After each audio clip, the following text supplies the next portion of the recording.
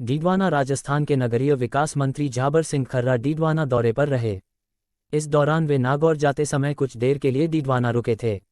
इस दौरान उन्होंने भाजपा नेता जितेंद्र सिंह जोधा के आवास पर भाजपा कार्यकर्ताओं से मुलाकात की और उनसे संवाद कर आवश्यक दिशा निर्देश दिए। इस मौके पर पत्रकारों से वार्ता करते हुए खर्रा ने कहा कि पूर्ववर्ती अशोक गहलोत सरकार के शासनकाल में पट्टे बनाने में भारी अनियमितताएं बरती गई हैं। प्रदेश की अलग अलग नगर निकायों से फर्जी पट्टे बनाने की शिकायतें मिल रही है। डीडवाना से भी 14 पट्टे बनाकर उनकी पत्रावलियां गायब करने की शिकायत प्राप्त हुई है। इसलिए अब गलत तरीकों से जारी किए पट्टों की जांच कराई जाएगी। मंत्री झाबर सिंह खर्रा ने कहा कि मैंने विधानसभा में भी यह बात कही है कि भूखंडधारी को 501 का पट्टा 50,000 में मिला या 5 लाख में मिला, क्योंकि ऐसी कई शिकायतें मिली हैं जिनमें लोगों को मजबूरन ज़्यादा पैसा देने पड़े हैं। खर्रा ने कहा कि मैंने सभी जनप्रतिनिधियों से भी ऐसे मामले बताने के लिए आग्रह किया है ताकि ऐसे मामलों की निष्पक्ष जांच की जा सके। उन्होंने कहा कि अब तक 260 पट्टे निरस्त किए जा चुके हैं और 25 एफआईआर भी दर्ज की गई हैं। डीडवाना नगर परिषद में फंड की कमी के सवाल पर खर्रा ने कहा कि गहलोत शासनकाल में आर्थिक अराजकता का माहौल बनाया गया। नगर पालिका, नगर परिषद, नगर निगम और नगर विकास प्राधिकरण जैसी संस्थाओं के माध्यम से सरकारी धन का दुरुपयोग किया गया। स्थिति यह कर दी कि इन संस्थाओं पर करोड़ों रुपए का कर्ज भार चढ़ा दिया गया। अब हम इन वित्तीय अनियमितताओं की जांच करवाएंगे। साथ ही पट्टों के मामले में ऐसी नीति बनाएंगे जिससे आमजन को त्वरित गति से और निर्धारित शुल्क से ही पट्टे जारी किए जा सके। खींवसर उपचुनाव के सवाल पर झाबर सिंह खर्रा ने कहा कि हमारे पास खोने के लिए कुछ नहीं है और पार्टी खींवसर के साथ ही प्रदेश की सभी सीटों पर मजबूती के साथ चुनाव लड़ेगी और सभी सीटों पर जीत दर्ज करेगी। देखिए, वैसे तो नागौर का मेरा वो 75वें वन महोत्सव के सिलसिले में मारवाड़ मुंडवा में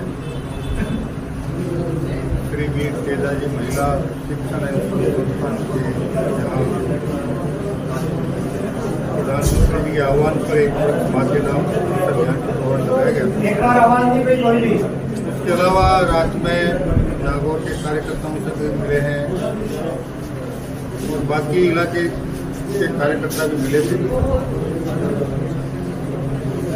तो दोनों बातें थी, वन महोत्सव भी था, वृक्षारोपण भी था और कार्यकर्ताओं से संवाद। ये आप स्वायत्त शासन विभाग के मंत्री भी हैं और डीडवाना नगर परिषद का एक बहुचर्चित मामला है जिसमें 14 पत्रावलियां पट्टों की गायब कर दी गई थी और गत दिवस विधायक ने भी विधानसभा में इस पर सवाल उठाए थे और इसकी जांच करने की मांग की थी। क्या कहेंगे, कैसी इसकी जांच होगी और भ्रष्टाचार के मामले की भी जांच होगी और जो भी दोषी होगा उसके खिलाफ सख्त से सख्त कार्रवाई। और ये अकेले आपके डीडवाना का प्रकरण नहीं है। राजस्थान के अधिकांश जगह 2018 से 2023 के कालखंड में जो आधा समय प्रशासन शहरों के संघ के नाम में गुजरा 30 उसमें जिस प्रकार की अनियमितताएं हुई और इसीलिए मैंने परसों विधानसभा में मेरे विभाग के अनुदान मांगों के जवाब में मैंने नेता प्रतिपक्ष सहित विपक्ष के सभी सदस्यों से एक ही बात कही है कि वो अपने अंतरात्मा को जागृत कर जब भी अपने निर्वाचन क्षेत्र में जाएं, अपने क्षेत्र के नगर पालिका क्षेत्र में जिन लोगों ने 2018 से 2023 के बीच में पट्टे लिए उनसे ये पूछ लें कि उनको 51 रुपये में पट्टा मिला, 5,000 में मिला, 50,000 में मिला या 5 लाख में। और फिर सही अगर आप मुझे बताएं, उसी के मुताबिक हम आगे पट्टों के मामले में एक ऐसी पारदर्शी नीति बनाने का प्रयास कर रहे हैं जिसमें किसी भी व्यक्ति को जो शुल्क निर्धारित होगा उसके अलावा एक पैसा खर्च नहीं करना पड़े और एक बार ऑनलाइन आवेदन करने के बाद उस नगर पालिका नगर परिषद के चक्कर में। डीडवाना नगर परिषद काफी समय से फंड की समस्या से जूझ रहा है। इसके कारण काफी जो ठेकेदार हैं उनको पैसा नहीं मिल पा रहा है, उसको लेकर ये भी अकेले डीडवाना की समस्या नहीं है।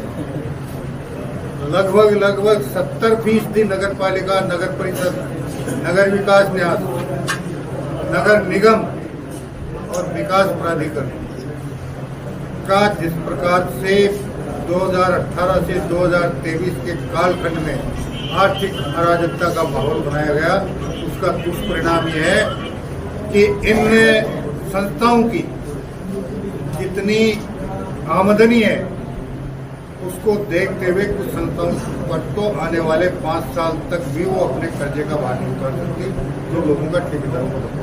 आप प्रदेश में नागौर उपचुनाव होने वाले हैं, नागौर में भी उपचुनाव होगा क्यों सरकार, किस तरह की तैयारियां हैं पार्टी की? देखिए, हमारे पास खोने के लिए कुछ नहीं है, हमें पाना ही पाना है और हम पूरी ताकत के साथ मैदान में उतरेंगे और चुनाव में आप परिणाम देखेंगे तो भारतीय जनता पार्टी को बहुत अच्छे से। क्यों सर, रालोपा के जो मुखिया है उसका क्षेत्र है तो वहाँ पार्टी लगातार हारती रही है, तो वहाँ किस तरह की रणनीति से काम करेंगे? अब ये सारी बातें सार्वजनिक करने की जरूरत नहीं है। हम हमारे स्तर पे दृढ़ रणनीति के साथ, पूरी ताकत के साथ 5 विधानसभा क्षेत्रों में मैदान में उतरेंगे।